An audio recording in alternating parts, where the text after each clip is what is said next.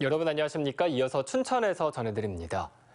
어제 강원도에서는 코로나19 신규 확진자가 57명이 나왔고 오늘 오전에만 5개 시군에서 35명이 추가 확진 판정을 받았습니다.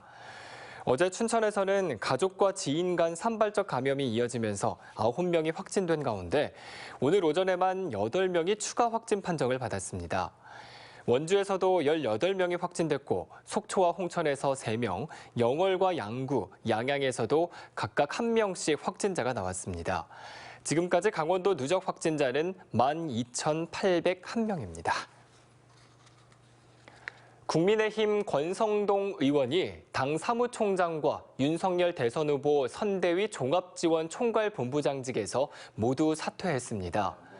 권 의원은 페이스북에서 그동안 윤석열 후보를 도와 여기까지 온 것은 오로지 정권 교체를 위해서였다며 일각에서 윤핵관이라며 공격했을 때도 국민에게 드릴 말씀이 많았으나 하지 않았다고 말했습니다. 이어 본인의 사퇴로 모든 불만과 분열이 사라지길 바란다며 앞으로 새로 태어날 윤석열 후보를 위해 백의종군하겠다고 끝을 맺었습니다. 대선 후보를 내세운 정당들의 강원도 공약이 빠르면 이달 중순쯤에 발표될 예정입니다. 더불어민주당 강원도당의 경우 정책기획단에서 강원도 공약을 발굴해 중앙선대위와 조율 중이라며 이재명 후보의 강원도 방문 시기에 맞춰 공약 발표를 고려하고 있다고 밝혔습니다. 국민의힘 강원도당은 공약개발단에서 강원도 공약을 만들었고 중앙당에서 다른 지역 공약과 비교 분석 중이라며 중앙선대위가 정비되면 강원도 공약들을 발표할 수 있을 것이라고 밝혔습니다. 강원도교육청은 학원과 독서실 등에 대한 방역 패스 적용이 법원 결정으로 일시 중단된 것과 관계없이 교육부 방침에 따라 청소년 백신 접종을 독려하겠다고 밝혔습니다. 도교육청은 해가 바뀌면서 올해 만 13세에서 18세가 된 청소년의 1차 접종률은 76%, 2차 접종률은 55%를 넘었다며 이는 전국 평균보다 높은 수치라고 설명했습니다. 이어 오는 3월 청소년 방역 패스 적용 여부를 결정짓는 1심 판결과 상관없이 학생 확진자 감소와 새학기 정상 등교를 위해 백신 접종을 권고했습니다. 춘천시가 춘천에 주민등록을 둔 모든 시민들이 무료로 보험 혜택을 받을 수 있는 시민안전보험을 올해도 가입한다고 밝혔습니다.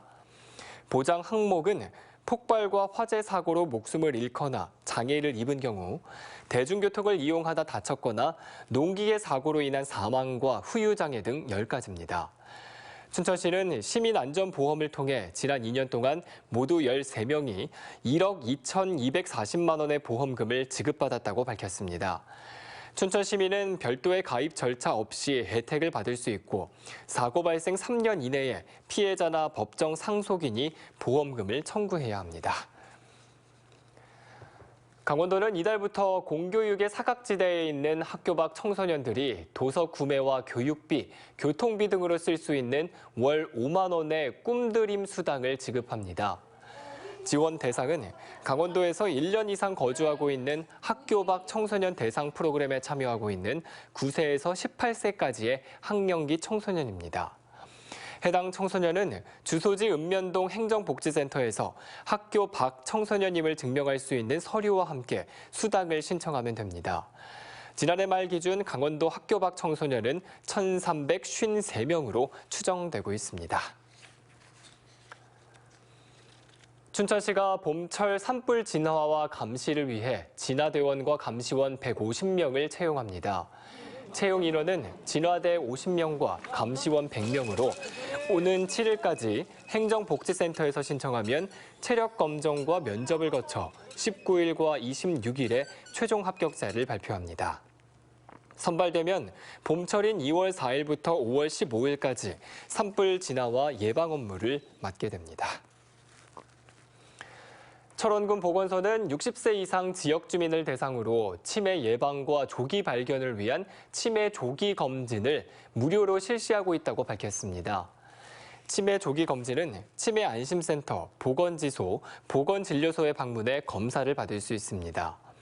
또 75세 이상이거나 거동이 불편한 어르신에게는 검진 요원이 직접 찾아가 치매 인지 선별 검사를 실시합니다. 지금까지 춘천에서 전해드렸습니다.